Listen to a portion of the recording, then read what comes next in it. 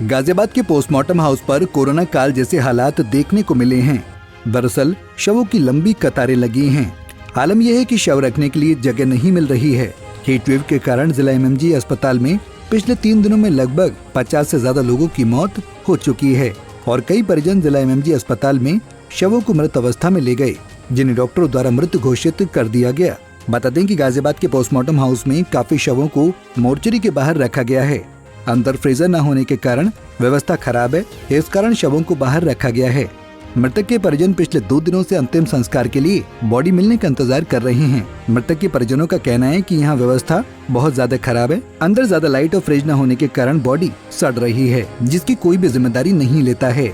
उनका कहना है कि डॉक्टर प्रशासन के अधिकारी केवल वेतन लेने के लिए आते हैं, इसके अलावा उनकी कोई जिम्मेदारी नहीं है। कृपया शासन प्रशासन से आग्रह है कि इन सभी लापरवाही करने वाले अधिकारियों पर सख्त कार्रवाई होनी चाहिए और इस अवस्था को दुरुस्त करने की भी गुहार लगाई। यहाँ पे गाजियाबाद में ही रहते थे, तो कल उनका मतलब हुआ तो उनको एक्सपायर हुए 2-3 दिन हो गया, तो कल पता चला है। तो हम लोग मान लीजिए गाँव से भी आए हुए हैं, कल से ही बॉडी ला करके यहाँ पे रखी हुई है पोस्टमार्टम हाउस में, लेकिन अभी तक कोई ना तो वहाँ पे कोई सूचना मिल पा रही कि कब तक करेंगे, टाइम दे करके फिर अभी तक कोई वो मतलब निष्कर्ष नहीं निकल रहा उसका। ऐसी व्यवस्था अब इस पे यही कहना चाहेंगे कि ये जिसके भी अंडर में ये मामला आता हो, ये मामला संज्ञान में लेना चाहिए और ये जो यहाँ पे मतलब सैलरी वैलरी ले करके बैठे हुए हैं, कम से कम इन लोगों को भी ध्यान देना चाहिए। ये लोग भी भगवान की ही बनाई हुई चीज़ हैं, कभी भगवान ना करे किसी के साथ अगर ऐसा हो जाए तो कम से कम इतना तो ध्यान देना ही चाहिए कि बॉडी सड़ रही है उसकी सदगति करें, दुर्गति ना करें।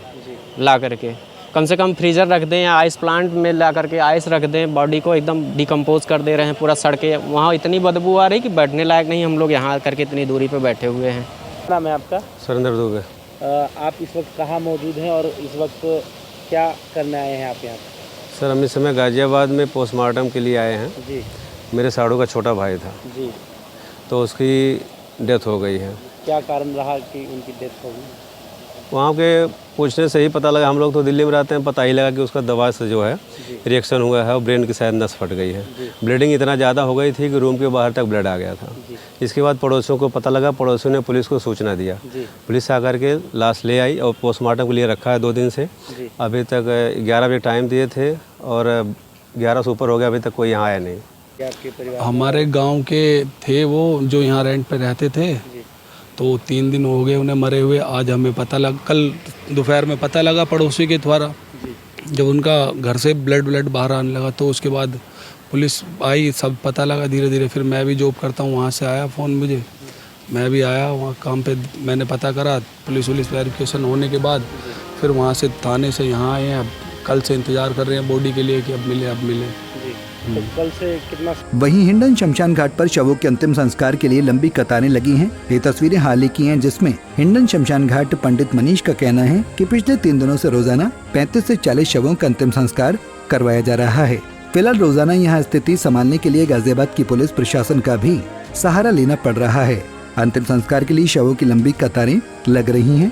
धीरे धीरे व्यवस्था संभाली जा रही है। नंबर से शवों का अंतिम संस्कार करवाया जा रहा है। क्या नाम है आपका? जी, हम हिंडन मोक्षधाम से हैं, प्रबंधक आचार्य मनीष पंडित जी।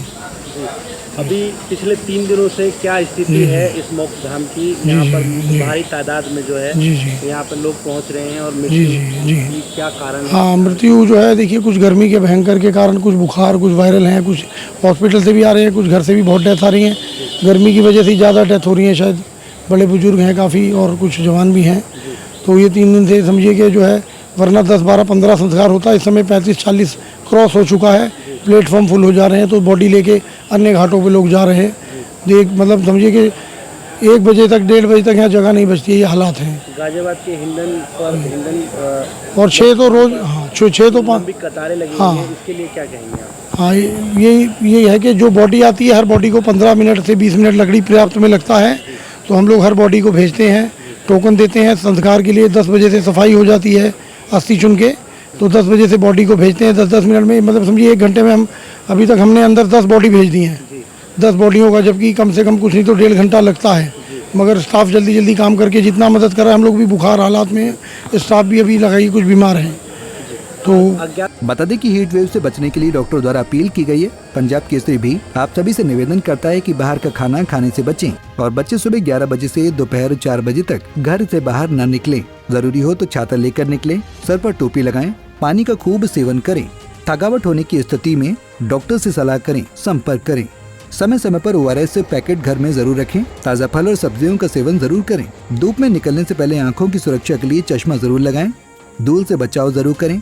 बिना डॉक्टर की सलाह के कोई आई ड्रॉप न डालें। आंखों में बार बार पानी से आंखों को धोते रहें। यदि कुछ देर काम करने पर थकावट होती है और पसीने अधिक आते हैं तो समझ लीजिए कि हीट वेव की चपेट में आने वाले हैं। इससे बचाव के लिए आम का पन्ना और नारियल का सेवन करें। पंजाब केसरी टीवी के लिए गाजियाबाद से संजय मित्तल की रिपोर्ट। हमसे जुड़े रहने के लिए हमारे YouTube चैनल को सब्सक्राइब करें और नई वीडियो की नोटिफिकेशन के लिए बेल आइकॉन को दबाएं।